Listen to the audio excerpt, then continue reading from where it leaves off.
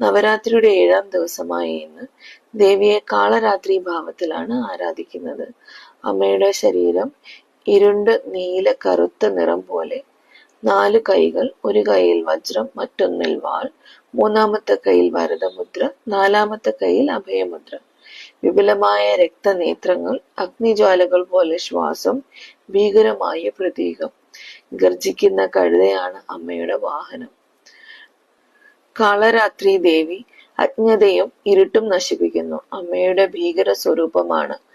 എന്നാൽ ഭയപ്പെടുത്തുന്ന രൂപത്തോടൊപ്പം അമ്മയുടെ ഹൃദയം കാരുണ്യവും കരുതലും നിറഞ്ഞതാണ്. അമ്മയെ ആരാധിക്കുന്നവർക്ക് ഭയങ്ങളും ദുഷ്ടശക്തികളും മാറും. ആത്മവിശ്വാസം, ധൈര്യം, സംരക്ഷണം ലഭിക്കും.